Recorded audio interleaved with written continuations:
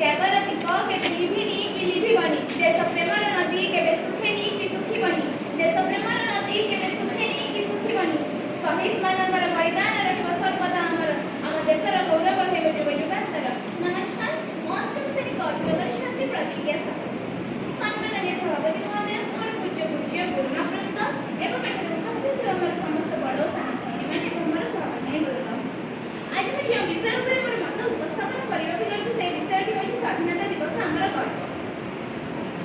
आज रे पवित्र मंच ऊपर मैं प्रथमे मोर से माटी को प्रणाम करबा चाहे जहार प्रत्येक कणिकार वीरत्वर सुगंध रही से पवन को नमन करबा चाहे जो पवन रे स्वाधीनतार श्वास बहुचे एवं से शहीद मान कृतज्ञता जणाइबा चाहे जो मान रक्त बिंदु पई आमे आज स्वाधीन बोली गर्व करूछे।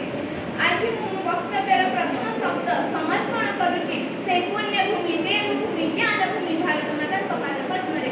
भारत केवल एक देश नुहे ଏହା ଏକ ଚେତନା ହିମାଳୟ ଏହାର ମସ୍ତକ ତିନି ସାଗର ଏହାର କରୁଣା ଚାରି ଧାମ ଏହାର ବିଶାଳ ହୃଦୟ ଏବଂ ପ୍ରତ୍ୟେକ ଭାରତୀୟ ଏହାର ସ୍ପନ୍ଦନ। ଭାରତ କେବଳ ଏକ ମାଟି ନୁହେଁ ଏହା ଏକ ମହାକାବ୍ୟ। ଭାରତ କେବଳ ଏକ ରାଷ୍ଟ୍ର ନୁହେଁ ଏହା କୋଟି କୋଟି ସ୍ୱପ୍ନର ସଙ୍ଗମ। କିନ୍ତୁ ଆମର ଏହି ମହାନ ଭାରତ ଦୀର୍ଘ 200 ବର୍ଷ ଧରି ପରାଧୀନତାର ଶୃଙ୍ଖଳାରେ ବନ୍ଧା ରହିଲା।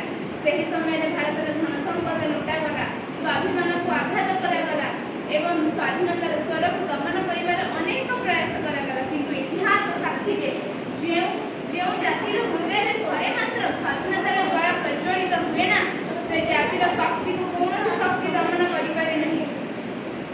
1857 ମସିହାର ସିପାହୀ ବିଦ୍ରୋହରୁ ଆରମ୍ଭ କରି 1947 ମସିହା ଯାଏଁ ଅନେକ ବୀର ନିଜ ଜୀବନକୁ ଉତ୍ସର୍ଗ କରିଥିଲେ। ଶେଷରେ ସେହି ସମୟ ଆସିଗଲା ତାଙ୍କର ଅବର୍ଣ୍ଣନୀୟ ତ୍ୟାଗ ଓ ସଂଘର୍ଷର ଫଳ ଆମକୁ ମିଳିଗଲା। ଆମ ଦେଶ ଦାଢ଼ରୁ ଛଡ଼ାଇ ନିଆଯାଇଥିବା ଅମୂଲ୍ୟ ସ୍ୱାଧୀନତାକୁ 1947 ମସିହା ଅଗଷ୍ଟ ମାସ 15 ତାରିଖ ଦିନ ପ୍ରାପ୍ତ କଲା। ତେଣୁ 15 ଅଗଷ୍ଟ କେବଳ ଏକ ତାରିଖ ନୁହେଁ ଏହା ହେଉଛି ପ୍ରତ୍ୟେକ ଭାରତୀୟଙ୍କ ପାଇଁ ତ୍ୟାଗ ସଂଘର୍ଷ ବଳିଦାନ ଓ ବିଜୟର ପ୍ରତୀକ। ଆମେ ଆଜି ଯେଉଁ ଖୋଲା ଆକାଶ ତଳେ ନିର୍ଭୟରେ ନିଶ୍ୱାସ ନେଉଛୁ ସେଥିପାଇଁ କେତେ ଯେ ବୀର ନିଜର ସୁଖ ସ୍ୱପ୍ନ ଓ ଜୀବନକୁ ବଳିଦାନ ଦେଇଛନ୍ତି ତାହା ଆମେ କେବେ ଭୁଲି ପାରିବୁ ନାହିଁ। ଏହି ସ୍ୱାଧୀନତା କେବେ ବିନା ମୂଲ୍ୟରେ ମିଳିନଥିଲା।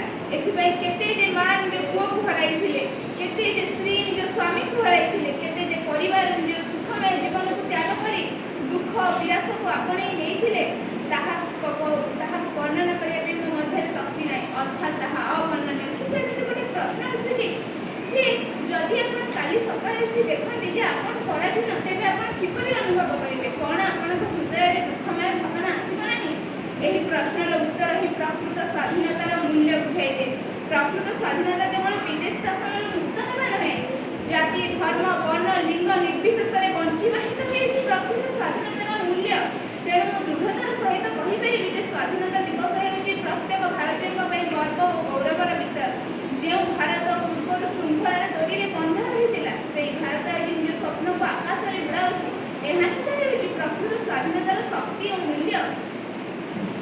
ଆମେ ସ୍ୱାଧୀନତା ଦିବସ ଆଜି ଆମକୁ ମନେ ପକାଇ ଦିଏ ଯେ ସ୍ୱାଧୀନତା ଯାଏ ବିନା ମୂଲ୍ୟରେ ମିଳିନଥିଲା ବୀରଙ୍କ ତ୍ୟାଗ ଯୋଗୁଁ ମିଳିଥିଲା। ତ୍ରିରଙ୍ଗ କେବଳ ଆମର ପତାକା ନୁହେଁ ଏହା ହେଉଛି ଆମର ଗର୍ବ। ମନ୍ଦିର ହେଉ କି ମସଜିଦ୍ ଗୁରୁଦ୍ୱାର ହେଉ କି ଗିର୍ଜା ଗୁରୁଦ୍ୱାର ହେଉ କି ଗିର୍ଜା ପଥ ଅଲଗା ହୋଇପାରେ କିନ୍ତୁ ଲକ୍ଷ୍ୟ ଗୋଟିଏ ତାହା ହେଉଛି ଭାରତର ଉନ୍ନତି। ଶେଷରେ ମୁଁ କେବଳ ଏତିକି କହିବି ଜନନୀ ଜନ୍ମଭୂମି ସ୍ୱର୍ଗଦପି ଗରୀୟସୀ ମମ ହିନ୍ଦୁସ୍ତାନ ମହାନ ଆସି ମହାନ ଆସ୍ତେ ମହାନ ଭବିଷ୍ୟତି। ଏହାର ଅର୍ଥ